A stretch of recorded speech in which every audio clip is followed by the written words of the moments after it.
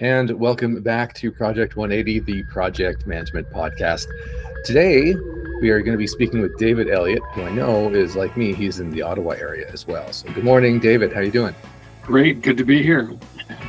It's funny. We met actually on this series, which is kind of cool. You're also kind of an old pal with Perry Rath, who I was interviewing a few months ago now. But you joined that one. You've joined a couple of others, so it's nice to see you get promoted to main guest. So thanks a lot for showing up. Well, I'll get demoted to a listener too again, so it's all good. Well, I know when we were originally talking about, there's always a million ideas we talk about in project management sphere, right? But one thing that you mentioned that you wrote this great article on was this concept of premature project management. This idea of not getting too into the details too soon. And I'm wondering if you could kind of give me an overview of your concept here, and then we can dig a bit more into it.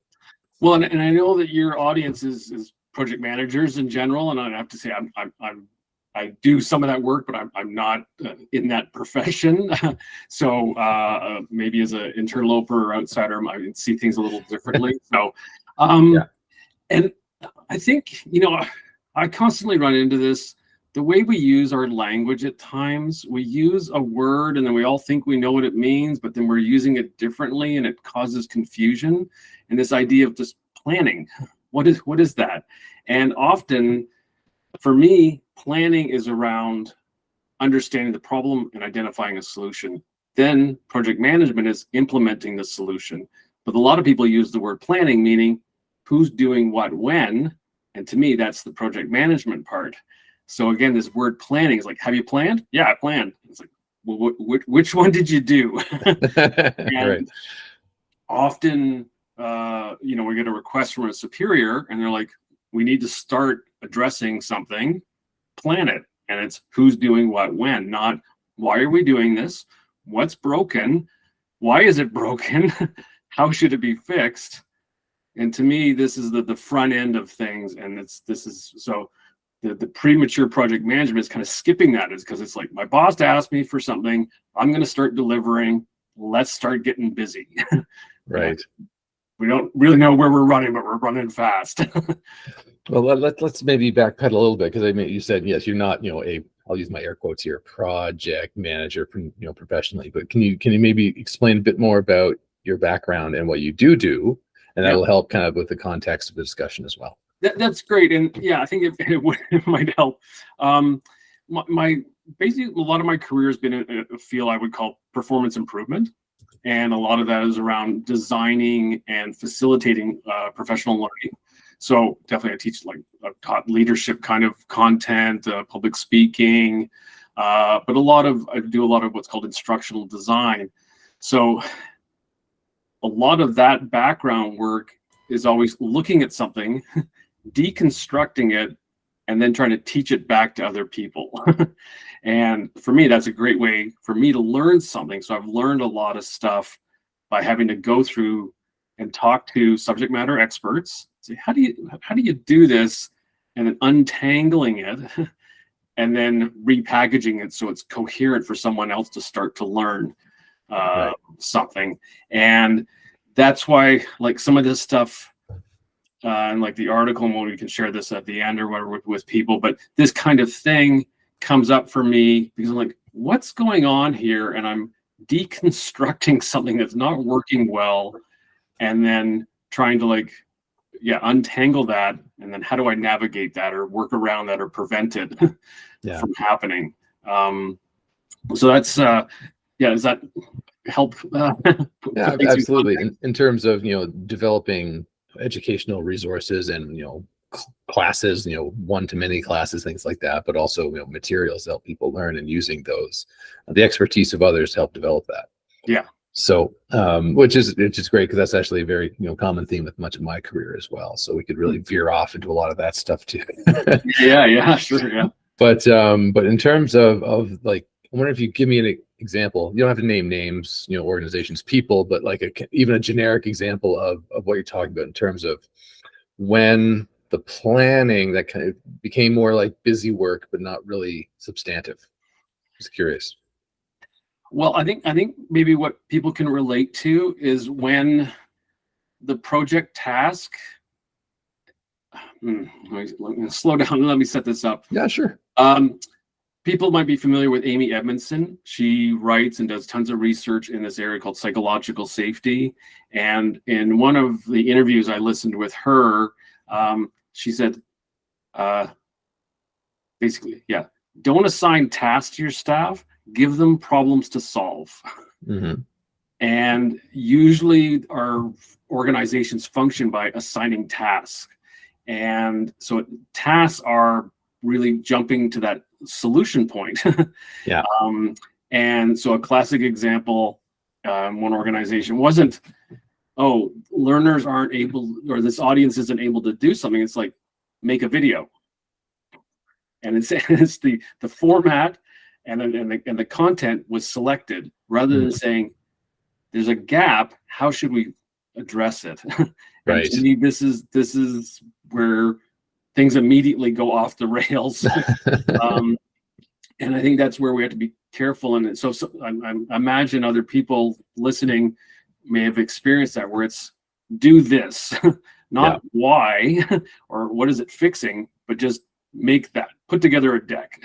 Yeah. Deliver that in presentation, and I mentioned public speaking was one thing I did often. And, I would ask people, why are you doing this presentation? Because I've been asked to. Right? And it's like, that's not the right answer. We want to, persuade or engage people or, to do something. That's why you're there. Right. That's your message, not I'm here because my boss told me to be here. And it's just dissecting things with a little bit more.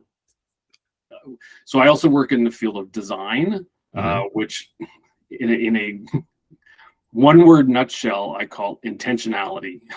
Yeah. Why are you doing something? Everything has to be kind of data informed, and you don't just pick something out of the air. It's like, I'm doing this because, and something's taking you there. So yeah, if you have an audience and you know what their need is and their content, and you're like, they're busy, I want to reach a lot of them, and I want to have kind of a face-to-face kind of connection a bit, let's do a video.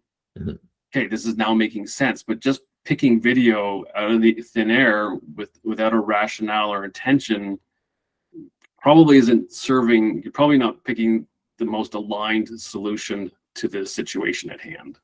Well, I think coming from, I love learning examples, because that's all me too. But like I've seen that over and over again, and not just in learning, but in other projects as well, where okay, we got to build a website, we've got to add a new feature to whatever our software is. Here's what it is. Go make it, right? And sometimes, yeah, they're going to be right. Maybe they've got that gut feeling, or they just know enough, but it's not quantified, right? Yeah. And they don't have the research necessarily to determine, yes, this is definitely the right move. It's very reactive. A customer maybe has asked for something, and maybe they have a lot of money on the table, right? So yeah, you're going to do that, but it might not be what the others need. Now you're dedicating your resources to one customer, where the 3,000 others are now going to be delayed waiting for something they need. Yeah. So the balance can be off if you make a decision like that without doing a really detailed analysis of what's needed and what it's going to serve. I like what you're talking about. And for me, that kind of touches on, and I think this is why we run into it sometimes, or often actually, is it good to listen to a customer? Yes. And that's the example you gave, right? Yeah. And are you responding to that information that came in from the customer properly? Yes. So nothing is screaming, you're way off course. You're wasting your time. But then there's the last part that you asked about is like, how many other customers have this need? Or what is the biggest need of the most of the audience base? And so is this a place where we should direct our energy? Yeah. And it's this kind of other additional questions to filter out. Yes, it's a need. Yes, they want it. We know how to fix it. but like you said, maybe it's 1 out of 3,000 wants that, and the other 2,999 needs something else desperately.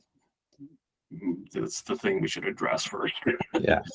Well, I really appreciate you said the term intentionality, which and I keep percolating on this in terms of the project management universe and the do you know the PMBOK, the project management body of knowledge? Yeah. Right. The first knowledge area or the first phase rather in the whole project management universe is integration management, right? And that's where that lives. Where you're supposed to, you make a project charter, which really determines why we're doing this, who it's going to affect, what's the ROI, and all that. And not necessarily detail, but just high level. Here's kind of where we want to go, right, everybody? And everybody goes, yeah, and then you move forward, or no, and you don't.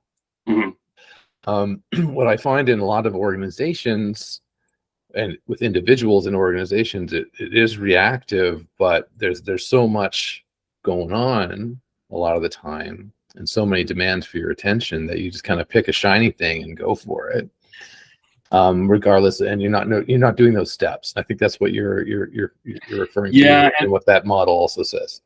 And I think it's one of these things, again, you step back and does that sound like it makes sense? Yeah. Do you want clarity, and do you want to capture it and communicate it so the team can be aligned? Absolutely. This makes sense. What I find is our often funding structures are, I'm not giving you money until you tell me exactly what you're doing.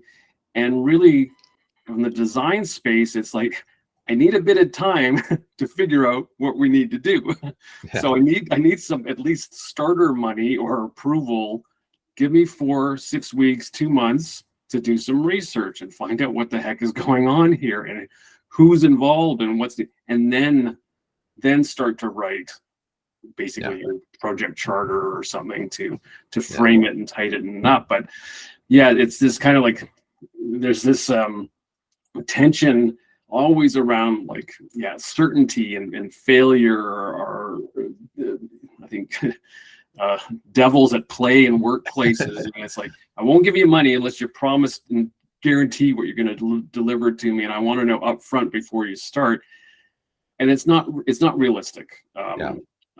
Often there's not enough information at hand to do that, and you need some investment time to lay that foundation, and then definitely articulate the work, put parameters on it, give it scope. Makes sense, but you need to do that from an informed space rather than and the trap that people run into is, we have long careers, we have a lot of experience.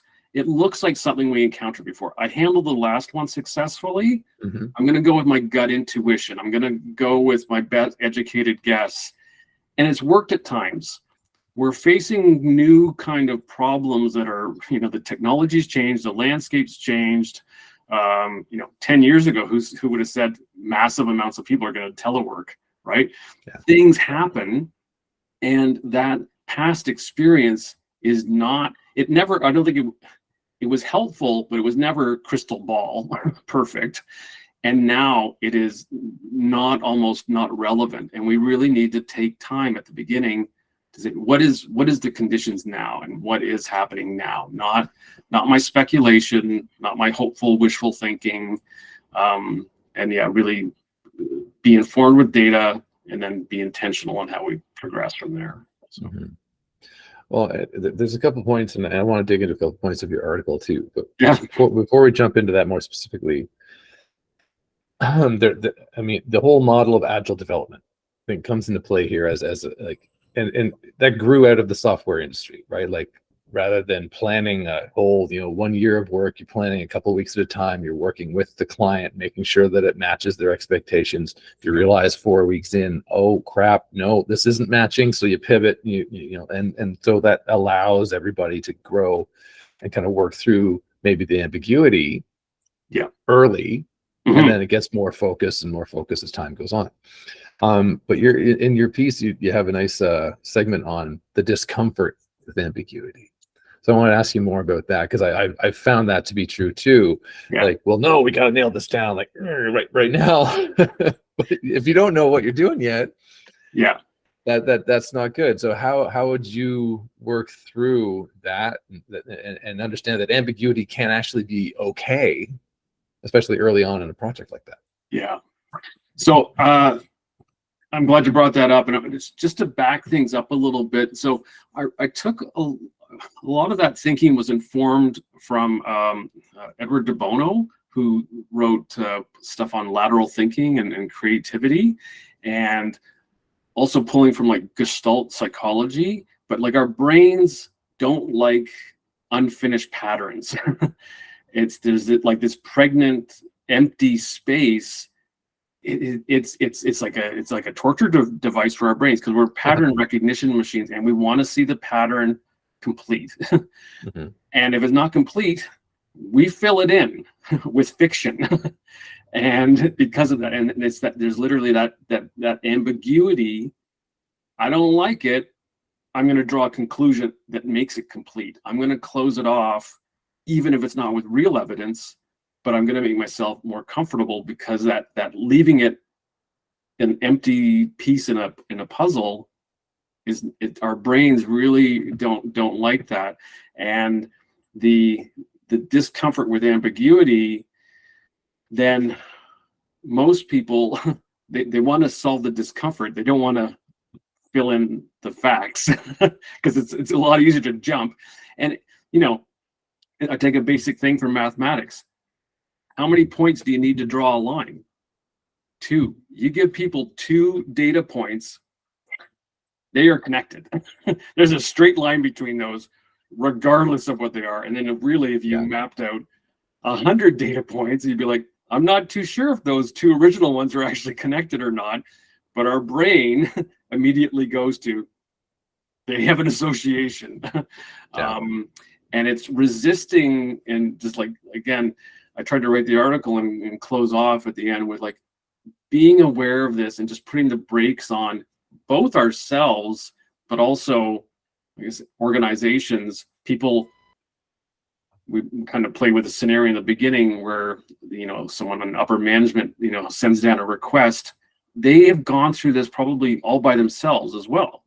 They see something, they've diagnosed it in their head, maybe connected some dots, probably avoided their own discomfort with ambiguity, jumped to a conclusion on a solution, and then sent down a request saying, this all makes sense, do this.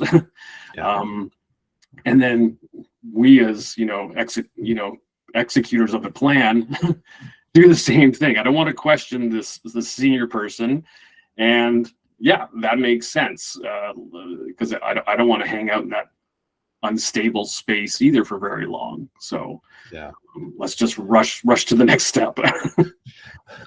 And I'm glancing over your article, but even the next piece of it is apropos of that comment as well, and that overconfidence, excuse me, on the solution that may not be what you need to do. And when you have that, excuse me, I have to edit that maybe, but when you have that come down from on high, somebody says, this is the solution, go implement it. There has to be a checking mechanism there, a verification that this is really good. And that's your security blanket. Otherwise, the whole team, the whole organization ends up making a mistake, potentially. Well, and this is what I like in design, is that we, rather than going from that idea to implementation, you test with a prototype or something to like say, does this solution fix or create the result that we want to see, and you do it on a small scale, rather than like, I think we'd collaborate better in an open office space. Go rent a new building, move everybody there, and be like, 6 months later, collaboration hasn't changed much. You want to ask the staff. You might want to move a few people to an open space and then see if it changes, right? Like do small things. The example I use in the article, and I don't know, I tend to like to do auto analogies, but I talk about an overheated engine, and you're like, well, engines have coolant. If it's hot, let's add more coolant. And there's logic there, like it makes sense. But it's also premised on coolant is the deficiency. Right? And so it doesn't scream again, it's wrong, and it does have logic to it. So you're not looking, someone's going to suggest that, you're going to be like, that's bananas, but it's, if it doesn't have oil, adding more coolant, not going to help a huge amount. If you're running the engine too hard, adding more coolant's not going to help. And it's understanding, again, it's running hot. Why is it running hot? Now, when I understand why, then I know what solution to implement, not just, so often I find we're kind of randomly throwing darts and we hope we hit the target. Yeah. And that can be a lot of time and money and effort wasted. And either things can get worse or just not improve at all, and you're still left with your problem. And then it's not nice to, you're on a project team, you're trying to do good work, and maybe you even, you can basically add the best coolant and do an excellent delivery on that solution. It's the wrong solution though, and so your project's going to still fail. And that doesn't feel great. That's, it's demoralizing or depressing to have made an effort, feel like you did well with the effort, but not get the result that you really needed to see. So yeah, to me, it's always worthwhile understanding the problem and then intentionally picking a really appropriate aligned solution. Yeah. Well, it goes back again. I always come back to the whole agile thing, only because I find that, well, within the tech industry, for example, that has become to the point where it's cliche now to start, oh, well, we should be agile, and there's all these variations and consultants telling you exactly how to do it. But I find it hasn't really reached out to other industries, right? It's become almost ridiculous within the tech industry. It's just obvious now you should do it this way. Yeah. But outside, there's a lot of lessons to be learned in terms of just iterating and making sure that you know what you're doing, and because it reduces your risk. Yeah. Like in the idea, you just blew out an entire range of tractors or something that have been overheating because you assumed this was going to fix the problem, and it won't, and it's very expensive now to refix this stuff or to do more investigation. If you have a slower iterative process through that, it makes it a lot easier. You can identify hopefully a problem faster. Yeah. But you identify a potential problem, figure out if that's it or not. Nope, move on. Nope, move on. Nope, move on until you get there. And it's cheaper generally that way too. Yeah. I think I like agile structure, and I think the tension we have in like cultures of workplaces though around that is people know the word, they might not really know agile well. Yeah. And then I don't know, a term I use for kind of more traditional project management is like waterfall, where it's like what you talked about with the PMBOK and like dictating things at the front, but then it's like that's like written and carved in stone tablets, and it doesn't change, and you just execute. Yeah. And agile is supposed to, like you said, be more responsive to the feedback that comes in as you go. But then what happens is you got that old culture and the new one, and what happens is you do waterfall in 2-week chunks. Yeah. And it's like there's no adaptation happening and no response to new input happening. And so I think there's a culture tension. It's a change management piece, but it takes a long time for people to adopt new methodologies. Yeah. Another thing you're mentioning in the article is about the pressure to produce outputs. And I think that's kind of a theme that we've been building up a little bit here.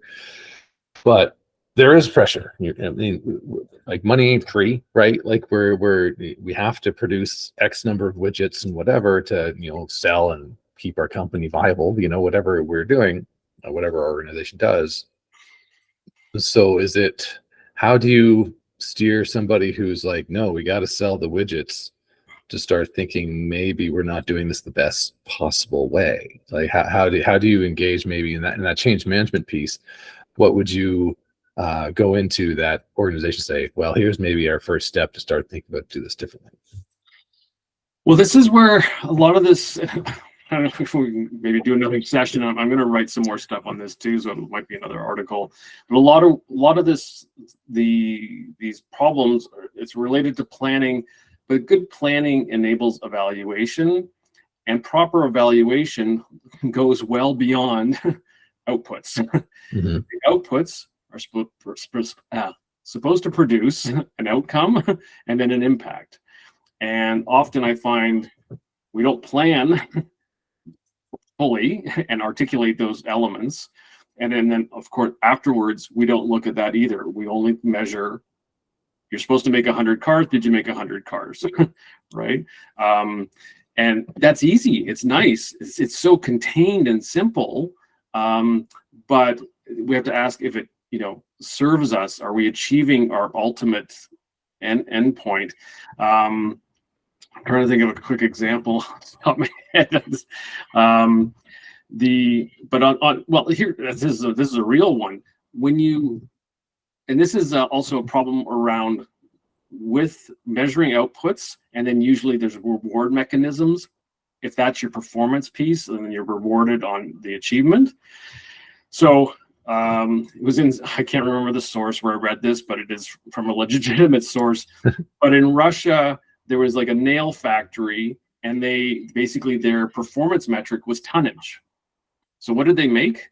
They basically made like giant metal stakes. So not nails that anybody would want to use in their house to build anything. And then they're like, okay, that metric didn't work. No. It's units. Okay. What do they make? Basically, they make thumbtacks now. And they can pump out gazillions of thumbtacks and hit, again, this performance metric. So it's like counting is not necessarily the best, way to go about things. And it's so because with that scenario, you'd want to know, like, okay, you've made the nails, but then have we produced more houses, been able to enable the building of more houses, and then are more people housed maybe might be your final impact, right?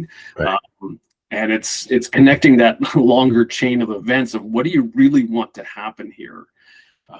So you make me think. I'm pretty sure I've told this story in this context of Project 180 before, but I'll tell it again because I think it's fun. Okay, so, and I'll name drop too because the company doesn't exist anymore. It was Nortel. Okay. My first job back in the 90s when I was young, had no gray hair. My director then, this great guy named Eric Benison. He was a wonderful guy, and he had been at Nortel for decades. That was his whole career, I think, was at that company. And we were in technical writing. We were the documentation crew, and so we were talking about developing the new set of docs for whatever the product was, and we're talking just about that. We're planning, but to get an uptick in understanding or whatever that goal was, however we articulated that. And he just started laughing. I'm like, and he never laughed. So I was like, "Why? What's so funny?" So it's nice to see how this has evolved, because when he started in 1972 or whatever it was, how they tracked success, their KPI was page count. And so if you wrote documentation that was 10,000 pages long, you're killing it. Yeah. Right? You're amazing. And it was like that way for years until this change came at some point where people don't want, you can't see my hands on screen, but they don't want an entire shelf of documentation. They want something concise and that's easy to understand. Yeah. If you've got you're repeating yourself over and over again, takes forever to read, takes forever to understand, it takes forever to update it. It actually adds to your cost on both sides. Yeah. But they didn't realize that for years. They thought, well, the docs just have to be, we're engineers, we'll just make the biggest docs ever and that'll be great, right? But that was not an appropriate metric to actually get people to learn how to set up and use this equipment. Yeah. No, and it's a great example because it's around what was the intention again of the documentation, and it's very easy. If it's long, it must be comprehensive. So that's a definition of quality. But then it's like, how usable is it? And what does the user need or want from it? If the user gets access to this thing, what do we want to happen? Is it facilitating that? And so it's asking different questions. But yeah, it's not uncommon, Yeah. unfortunately. Yeah. And I do think that that is what again, it's nobody's, it's not a blame thing. It's just you start on something, you think you have a mission, and you make decisions, and you just kind of follow through them without necessarily having at that time. Sometimes time is a luxury, right? You have to make a decision and move on. But to really think, like, if you're going to start something, you have to know what that your ideal impact is, regardless of what it is. Software, you're building an apartment building, you're farming, like whatever it is, you have to have an intention. Yeah. And every decision that you make along the way has to be able to align with that intention. And I think that's sometimes gets lost from my experience. Yeah, and then I'd like to touch on that for a second, because this time thing, it often sends us kind of into a panic or a rush, or and often with the work I'm doing now in design, a pushback on, we don't have time to do that research. We understand it enough. I know what the problem is, right? But we go back to this overheated engine example. If you do the coolant change and you don't get a result, then you got to go to what's solution B, what's solution C. It's way better off to invest a little bit of time and find a right solution. The other thing that people do is a shotgun. Engine's hot, let's change the coolant, let's change the fan, let's change the oil. New engine. It's basically and that's expensive. It fixes the problem, but it's expensive. And being more surgical and precise from an informed perspective, I think there's a lot of value there, but people, it's this desire for outputs. Has it been done? Has action been taken? Just putting the brakes on a little bit. And I don't know, I joke sometimes, but to me, like, this problem understanding and solution identification, to me, it should be several weeks. It's often in the minutes that how much time it. So it's like 20x your problem solving time. Go from like a day. Like, that's all. Like, it'll make a massive difference if you do just that. So yeah. I'm going to pause there for a second, David. And I know there's other people on this call this morning too, and I want to make sure that everyone knows, if you want to jump in with funny story, that's great. We love those. But questions, comments, anything, because we've been talking a lot about the ambiguity when you're starting a project, when you're trying to get things rolling, and then setting more specific goals, which should lead to a reduced ambiguity as well. Lot of issues around this, and I'm sure we've all had experiences where maybe something was just rushed through because circumstances dictated we had to move really quickly. Again, not a blame game, just sometimes you make the wrong call and it blasts something through, or maybe some other kind of stories, comments, whatever. So please feel free to unmute. If you're not comfortable going on, you can always enter something in the chat as well. I'll be glad to read it out for you. So David, while maybe the others are percolating and thinking of a fantastic anecdote they want to share, and any other thoughts from you in terms of where you've seen this maybe successfully turn around a little bit? Curious there too, like where you've had an experience where things weren't, or this team wasn't functioning as great as it could. We moved forward, but things got better. I don't know if I can tell like stellar success stories, but definitely, trying to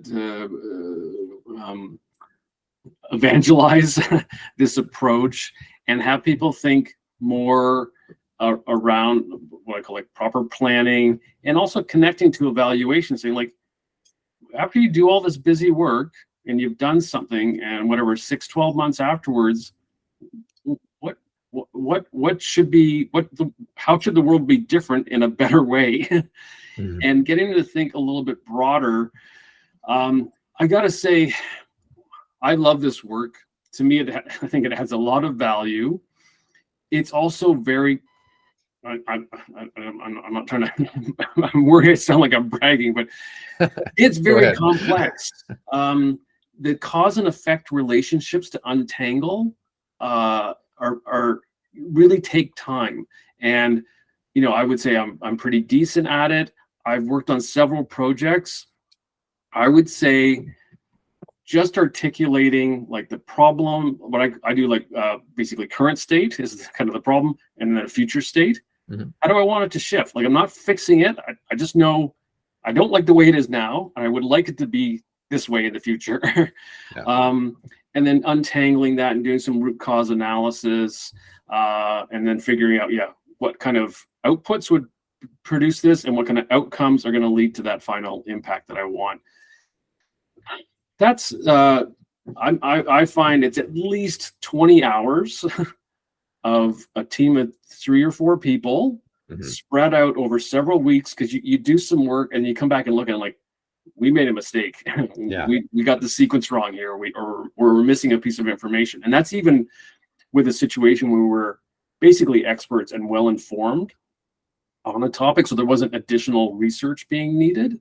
So but coaching some people and mentoring some people through that, and then at the end they're like, wow, we should do this all the time.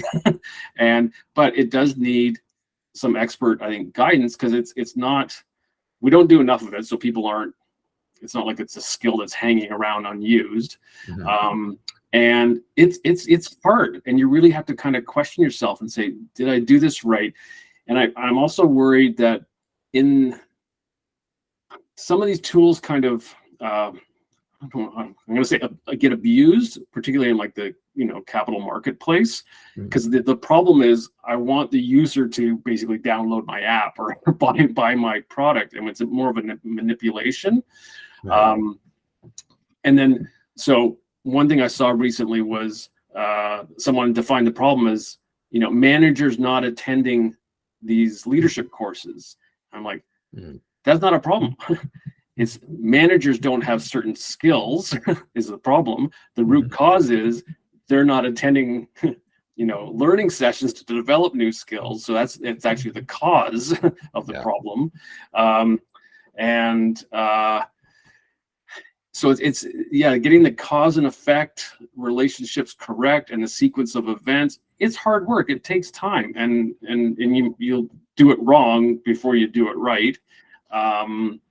But definitely I've been able to support teams start to implement this. They see the value, they buy in. I'm not saying it gets a lot easier, but it definitely streamlines what solution is implemented with a lot of like rationale. And then again, back to like the PMBOK piece that you talked about and that project chart at the beginning, for me, like I use it's basically a logic model that gets everybody on the same page. We're doing this because it's going to help create that, and it's solving this problem and taking us to this future place. So we have a common vision, and it's rationalized by a root cause analysis and understanding a problem. And it's slow. It's something I'm like I said, I'm still trying to champion, but I have seen definitely positive results with the colleagues I've worked with and the projects that have come out of that kind of work. It's definitely delivered good results. So, well, let me ask you one more thing, because as you're speaking, the flames are kind of bursting through my head. But failure, I'll provide some context. But is failure good or is failure bad? Because, and I know the answer, but but in terms of socializing this idea of failure not being a bad thing, right? As long as you do it fairly quickly. Like that's something in my current world in the Web3 and blockchain industry. It moves super fast. It's like lightning all day. And so if you want to try something, great, give it a try. We'll try anything, right? But if it doesn't work, we need to know like that so we can throw it in the trash and move on to something else. Yeah. So, but not every environment has that, or it has that kind of, I guess, environment has that context where it's like, yep, we're going to fail, but the next one will be a winner. Fine, no big deal. In other contexts, in education and in government in particular, I think the willingness to accept that failure is probably less. Yeah. So how do you socialize the idea that failing is really not bad in the context of, getting to that win? Yeah. So yeah, I'm totally with you. Failure is part of the game. Like, there's no guarantees. You're either going to fail really badly or fail and learn and get better. For me, one of the key things around failure, and again, it's a new idea, and management kind of says, oh yeah, we want to fail and learn, and like but they're also like, I don't want any risk. Like Right. this. You can't have both. Kind of speaking out two sides of their face in some ways. For me, one of the key things that is not socialized enough around failure is what I call low fidelity prototyping. And people hear that and they're like, oh, so we'll only spend like 2 or 3 weeks on it. I mean, like, you got an idea, draw it on a piece of paper and run it by 5 people, and then do maybe something a little nicer. But I mean, when there's this company IDEO, people might know, that's famous for design thinking work, and one of their rules is prototypes less than an hour to make, less than $100, and an hour to test. And like, you put those parameters on yourself, and then usually I say black and white. So you don't start getting artful and fancy with it. What's the idea? Bounce it around, get some feedback. And yeah, people, they hear low fidelity prototype, but they think, okay, so that's like the first draft of a car. And it's like, no, it's the drawing of a car in black and white, showing like, do you want a sedan or a minivan, basically? And the audience gives you feedback. And then, yeah, on the minivan, do you want doors that open, this way, or the sliding doors? And you don't need to make it. You just can show it to people and get a response. And I think we need to do a lot more of that. And it's the early, quick, very low investment failures. Have a ton of them. That's how you refine stuff. And yes, does that take some time? Yeah. Way cheaper, though, than building the wrong thing. So again, it's pay now or pay later. I'd rather pay a little, probably even less up front, do that research, investigation, testing before then really investing in production. That's great, and I agree.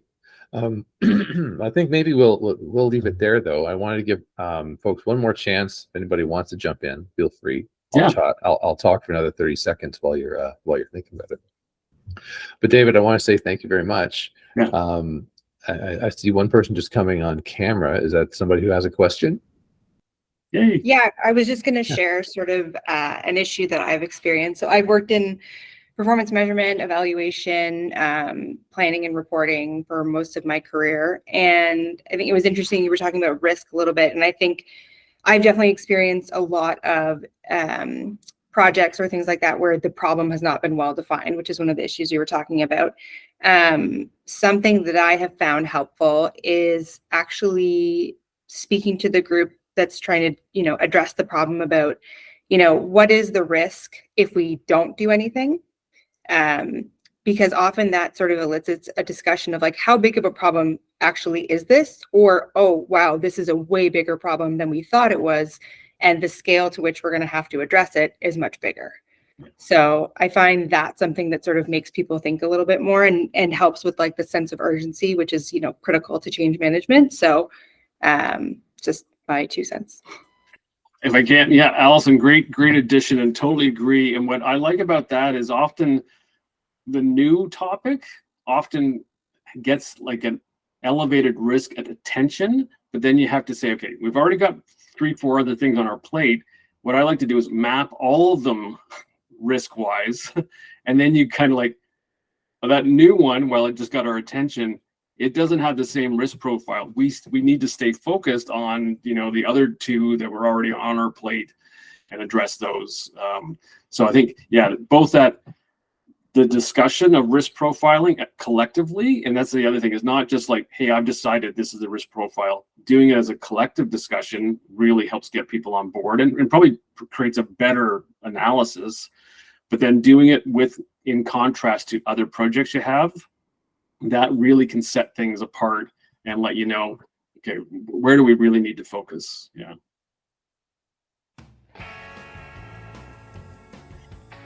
That's great. Well, thank you, Allison, for your thoughts there. Appreciate it. And again, David, thank you very much. I think we'll wrap it there. But this is a great conversation, and I hope we can do it again sometime. Yeah, excellent. I really appreciate it, and thank you.